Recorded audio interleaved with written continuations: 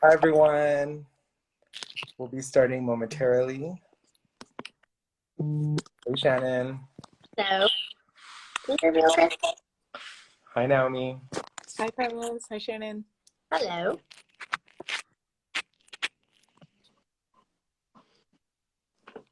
Cool. I think Aubrey is joining as we speak.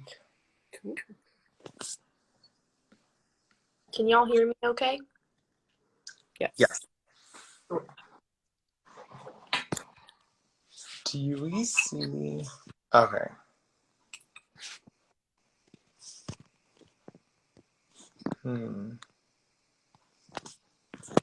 It's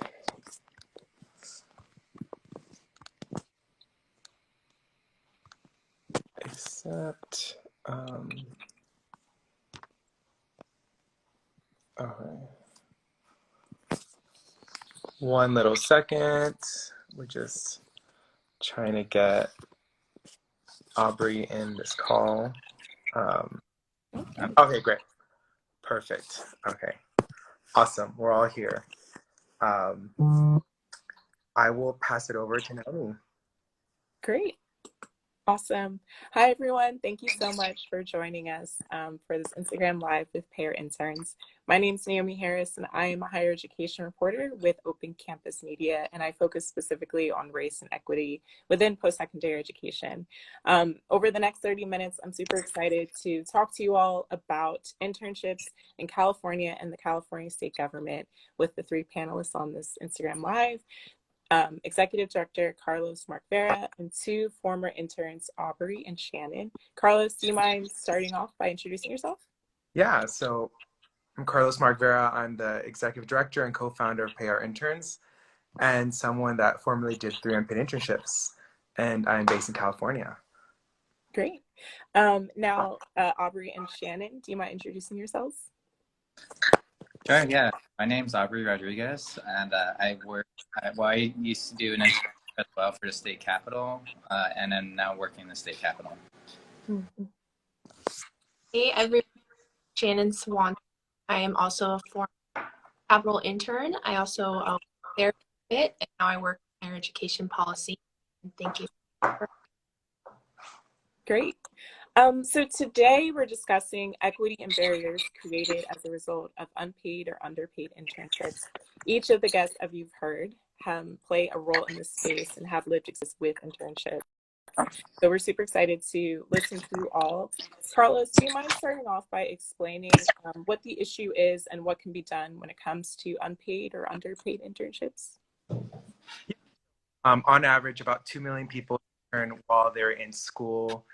About 40 to 50 of those unpaid internships. So you're talking about over a million doing unpaid internships. And we've gotten kind of to a point where our job market labor is very much like you have to intern to base like a degree nowadays is not enough. Unfortunately, an unpaid $1,000 for 3 months when you're talking about rent, clothing, transportation. And this really impacts us youth, people of color who can't afford to do that, so they don't intern, graduate, they're kind of locked out of the job market. So that's why we're really passionate trying to end unpaid internships. And then specifically here in California, it's an issue in state government, in Hollywood, in the venture capital world, so on is a very tough California. Mm-hmm.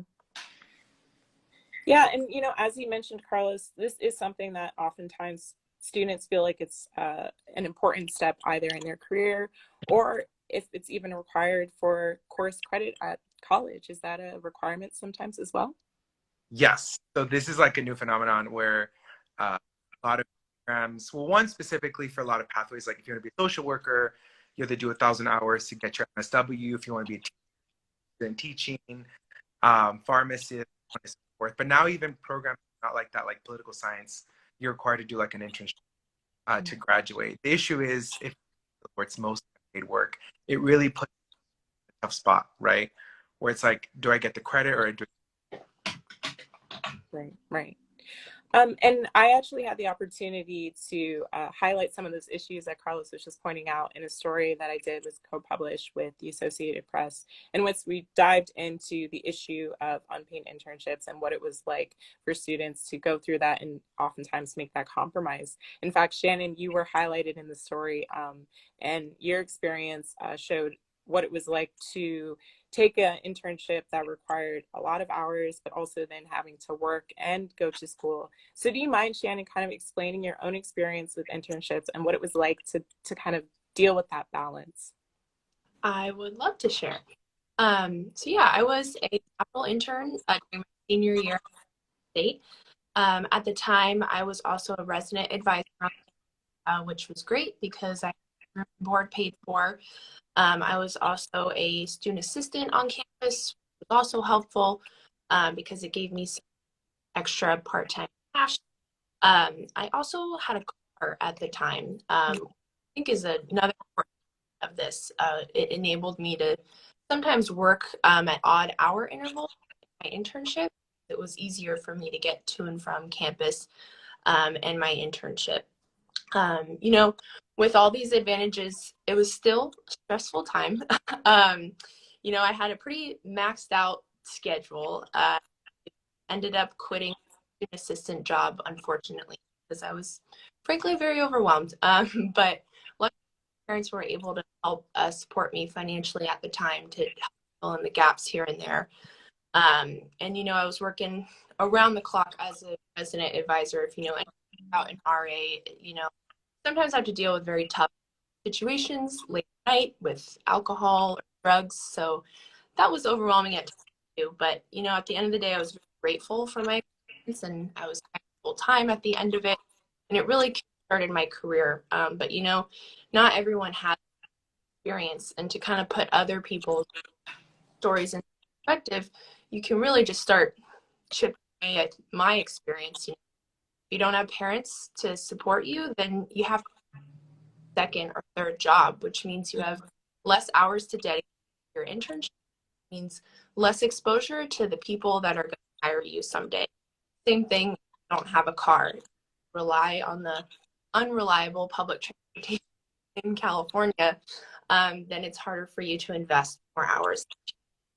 And of course, if you're not an RA, that's tens of thousands of dollars of room and board that you need to account for in your budget. So ultimately, it's very simple. Even if you are put in some hours into an internship, you know, if you can't dedicate time, then you're not going to get the kind of exposure that you really need to have a job. So, I mean, you know, we're all here today because we know that unpaid internships for most people just do not yield a successful pathway to a career.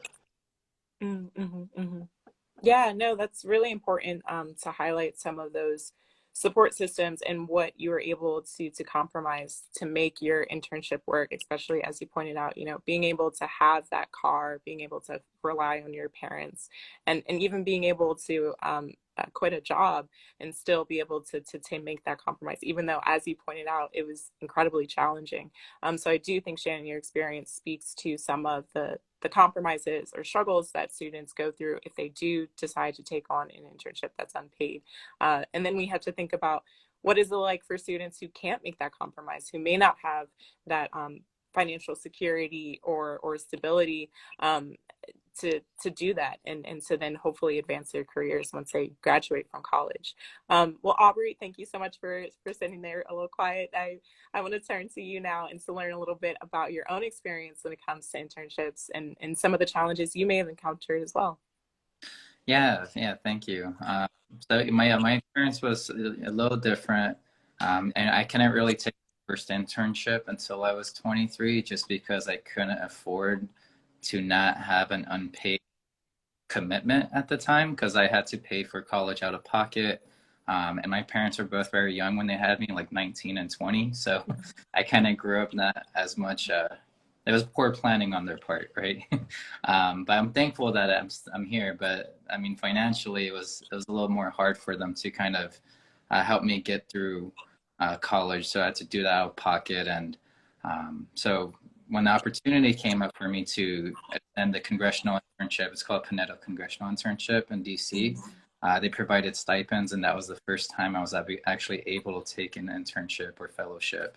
And that actually did propel me into my career and helped me get the jobs and even future opportunities, just because it's such a well recognized internship. So yeah, it was really critical for me to do that. And when I came back, I had to work, a full-time job and go to school full-time. And then I did an internship. I was able to manage it like once a week. And I did it for my local state assembly member, Tom Daly, in his district office. And then eventually I was applying to other offices to become a field rep because I wanted to actually do that work rather than working like serving tables and stuff.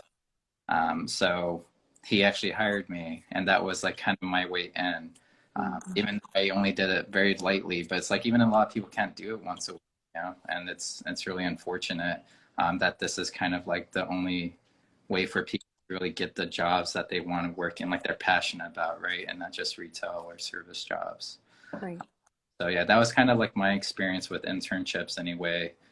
And now I'm working in the state capitol, and it all started kind of with that internship too, that was unpaid as well. So yeah. Yeah. And I'm so glad you were able to kind of connect to what your internship offered you in terms of a career and opportunity to go further and things that you're passionate, interested in.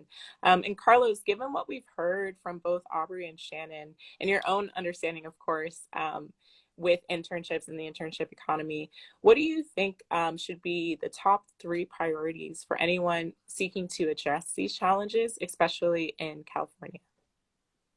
Yeah, so the first thing is we actually are working with on legislation with Assemblywoman Tasha Burner Horvath in the state legislature that would create a paid internship program for those that want to do public service internships.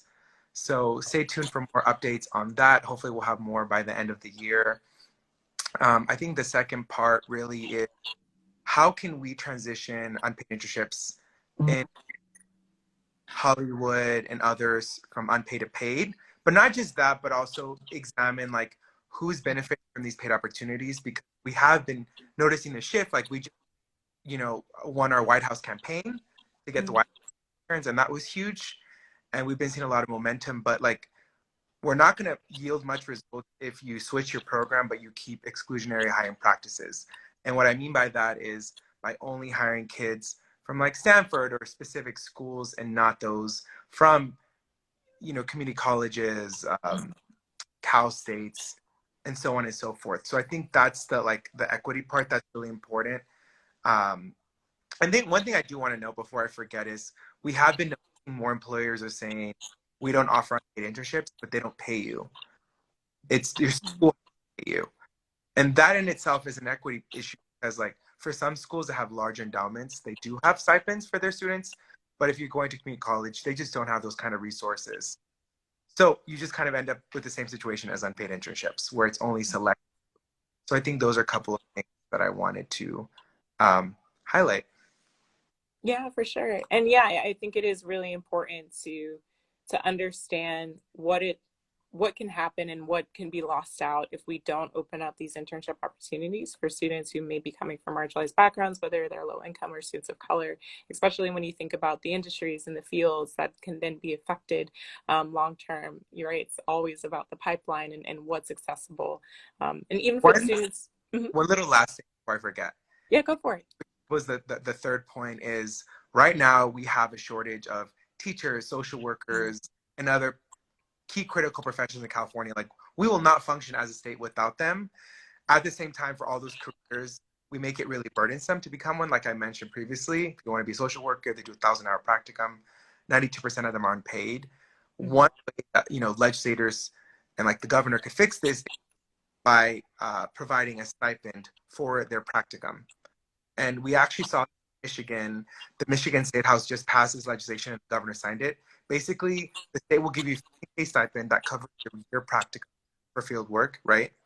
And then once you graduate, you work for the state. So it's like you get your costs covered, and it helps with this, you know, a staffing gap issue that we have as a state and country. So that's the last point I do want to mention. Yeah, no, thank you so much for bringing that up. I think it's an important point and something that I found in my own reporting, especially when talking to students who are pursuing their master's in social work. In fact, some of the students I talked to who are Latina mentioned they saw some of their own colleagues in their cohort drop out of the program because they could no longer make that unpaid internship requirement work. And it's kind of, again, getting back to the point of who can make this compromise and who can't, and as a result, what is lost. And so one more final question for you, Carlos, before we dive into the Q&A. What advice would you give to a young professional who has to decide between taking on an unpaid internship and making ends meet? That's a tough one because like people should not be put in that situation, but that is a very much a reality. I think a couple of things is, for some of these postings that are unpaid, it may say unpaid, but it doesn't hurt to just send an email being like, hey, I'm excited about this. Is there any way I can get some sort of compensation, right? The worst thing they can say is no. And if they're rude to you, is that a place you want to be at? But I ultimately think your focus needs to be on you surviving, right? I think there's a will, there's a way, and we're working to fix that so people don't have to have that option. But I think ultimately it's like, if you need to survive, you need to survive, right? And, it is what it is. That being said, there are resources, they're limited, but like sometimes there's scholarships, sometimes your school can help out. Like I said, just reaching out. That happened to my little sister. She goes to Sonoma State. She applied for an internship. During the interview, she asked the interviewer, she's like, hey, is this unpaid or paid? And it was a teaching one. And they're like, it's unpaid. And she was like, well, I don't know how to say this, but like my brother started this org to fight against that. So I'm gonna have to turn this down.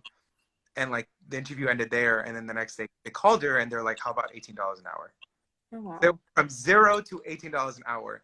I'm not saying that's always gonna happen, but I do think we also need to kind of push back and fight back, and kind of like the title of your story, Gen Z Fighting Back. Like, just because things are this way doesn't mean it has to continue being that way, right? So my advice. Right. Yeah, I think that there's something powerful about acknowledging your own agency and resilience and sticking up for what you believe is right. So I'm glad your sister was able to do that. So I want to turn to Shannon and Aubrey for our Q&A section. Here's a question for you. I'm applying for spring and summer internships right now. Do you have any advice on how I can do research on a prospective employer to make sure it's a right fit for me?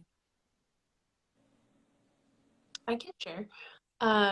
I think as much as you can, have face-to-face conversations with at least two people that actually work there, have worked at this space before, and just find them on LinkedIn, message them, ask to do a Zoom call, or and meet up in person. And before, make a long list of what's important to you in a work, an internship, and what you want out of it, and be blunt and clear with your questions. I would never apply anywhere without having spoken to at least a couple people that have worked for a while, a real sense of what it's actually like working there. So that would be my advice. Yeah.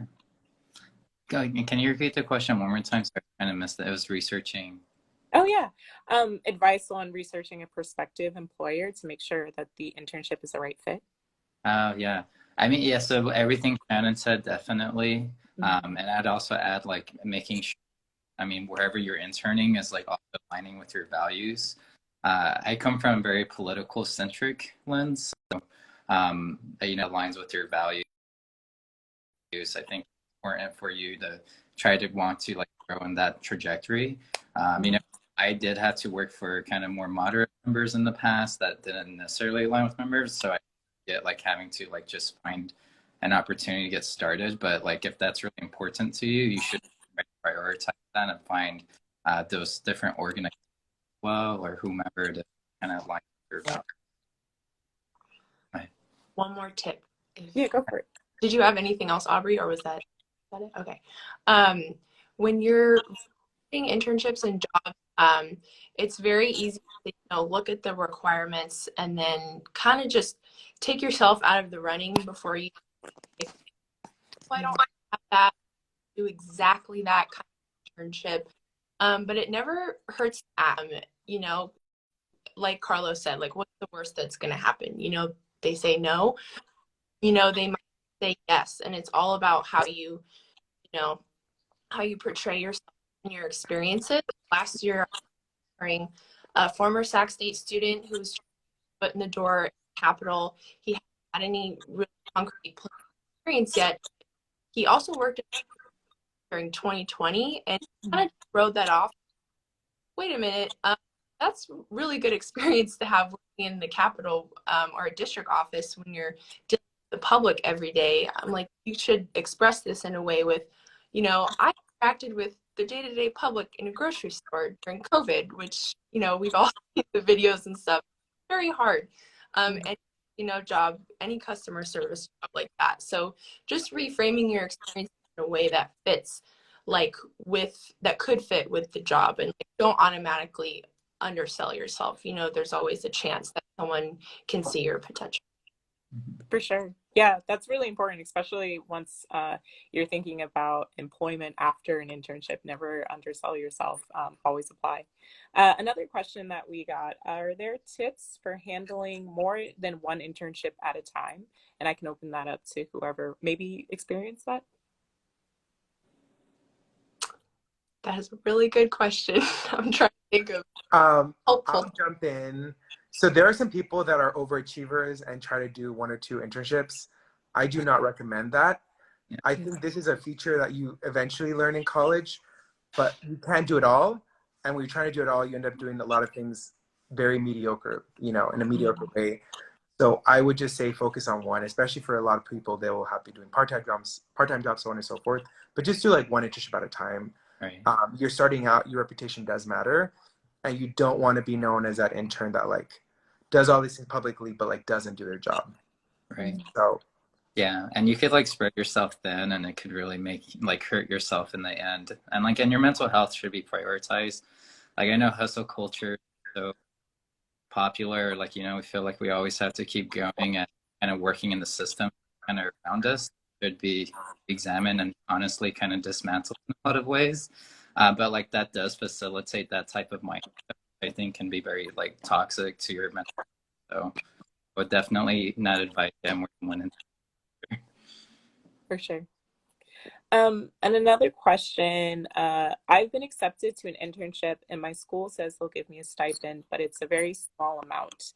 Is there a way I can ask them for more support? And Carlos, you might be able to answer that. yeah, so you know, I mean, you pay tuition, you're getting into debt.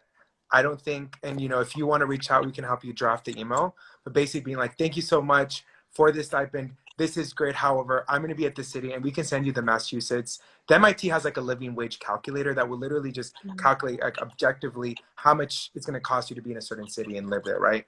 Be like, thank you for your stipend of $1,000. However, my internship is 3 months. It's in Sacramento. And it actually, I will, you know, need conservatively $4,000 to be able to take this opportunity. Is there any way I can get an increase? You know, so closed mouths don't get fed. So, you know, don't feel shy. And I also specifically say this, like as an immigrant, as someone that's Latino, like I was always taught to be grateful for everything that was given to me. And I think you can be grateful and still ask for more, right? Because sometimes you just end up with scraps. So doesn't hurt to send an email. And sometimes, like, believe it or not, you will have people at your school championing to increase the amount. And by having your email, they can go back to their, you know, the director, be like, see, like, it's not just me saying this is not enough. Mm-hmm. Yeah. It's powerful to also have like numbers and statistics behind you, right? So Yes. that livable wage and that calculator, for example, I think points to what it would be like for these students and for taking on an internship. So another question that was submitted recently, what is the best way to leverage multiple internships in various areas when applying for jobs and fellowships? Or do you suggest exploring various sectors or just focusing on one sector? I can share a little. I think it kind of goes back to how I answered one of the previous questions. Was, you know, it's all how you market yourself on your resume and in your interview. So, I think taking into account what Carlos said, like, don't take on too much, like, focus on one internship. But you'll probably end up having a variety of experiences and jobs and classes and programs to pull from. But, one of the best advice given to me was when you're applying for a job, look at especially if you're doing it like electronically, maybe the first round of resumes isn't being looked at by like human face or sometimes AI. Look at those keywords and make sure those exact keywords on your resume and on your cover. If they're looking for communication experience, make sure you have it spelled out, like Instagram, Facebook, Twitter, press release, like keywords like that, so that system, or maybe it is a real employer, see that. And then for whichever job you're applying for, fine tune your resume and, allow on the experiences that you have that are more relevant to that job you're applying for. Don't do the same copy and paste resume for every single job that you're applying for. And I know we're about to hit our 30-minute mark, so I wanted to fit in a question for all three panelists. What's one thing that each of our audience members can do to either advocate for paid internships on their campuses or in their fields?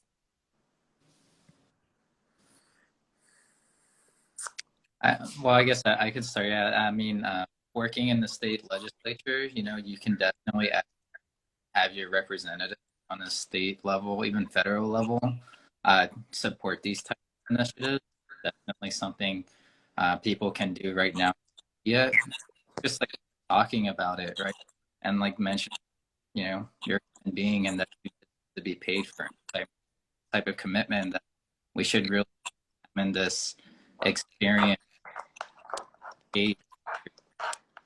Obviously, that's not going to help feed you, or like because school costs money. And then advocating about whether school needs to be provided by the state, and also advocating for that too, because it's putting us a lot in debt. Like someone that that way that couldn't take a unpaid internship. So just like I feel advocating for types of values and principles to try to change the systems that we're operating in, I think is something that we should do. That I was thinking about, do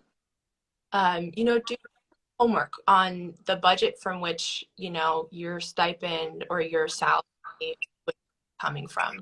Come to the table, come to the advocacy table, knowing your stuff, having done your homework. Because I think maybe there's some folks, who might not know the details or background, the budget that they're working with. But when you come prepared with the numbers, because like all conversations proven, it all comes down to your budget, whether you're a big company or you're a person ready to talk. I think you'll have more success. I think both Aubrey and Shannon gave really good tips.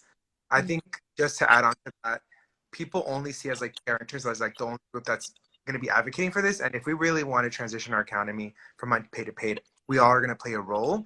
It's going to look differently, right?